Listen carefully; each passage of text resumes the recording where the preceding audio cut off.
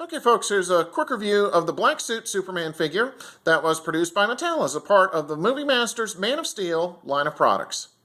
I picked this up at Walmart for $15.99.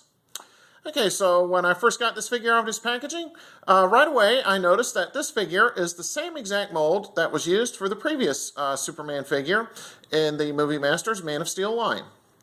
The costume coloring has been changed from the dark blue and gold striping that we saw on the previous Movie Masters Man of Steel Superman figure, and now it is all black. And the S symbol is now black and silver as opposed to being gold and red. Instead of regular appearing eyes, now we have red in the ocular area, which is showing heat vision, and there also appears to be more beard stubble on Superman's face. One thing that I did notice in the store is that several of these figures appeared to have a warped right wrist joint, so my advice to you is to be sure to examine each one of these carefully, and hopefully you won't run into that issue. Okay, the articulation joints on this figure worked pretty well.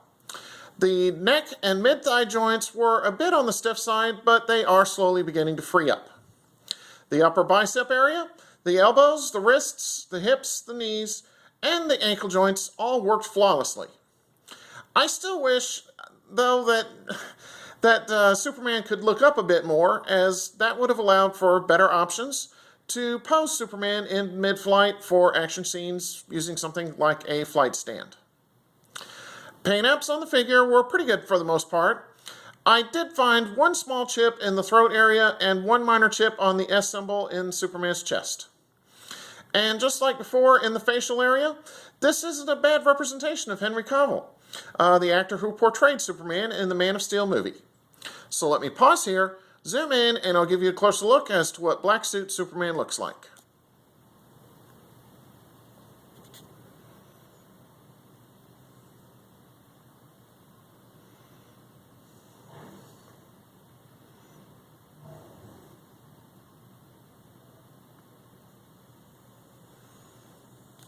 Okay.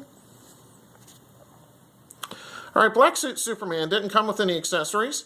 However, he did come with a figure stand. So let me pan down real quick and I'll show you what that looks like.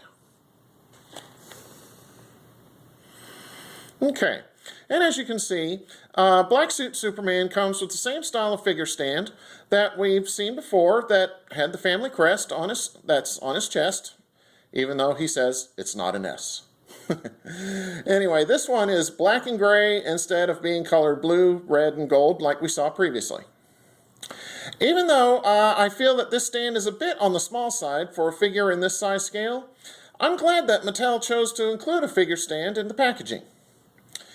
In addition to a slightly bigger size of stand, I think that an additional foot peg would have been helpful, as sometimes these figures do have a tendency to fall over, even when posed on this included figure stand, so be careful not to place it where it can potentially be damaged. Alright, back to the figure itself. What I'll do now is a quick 360 of black suit Superman and let you see what he looks like from all sides. So here he is from the front. Here he is from the left.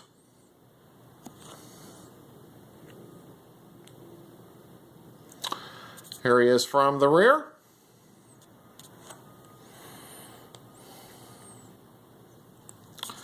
The right-hand side.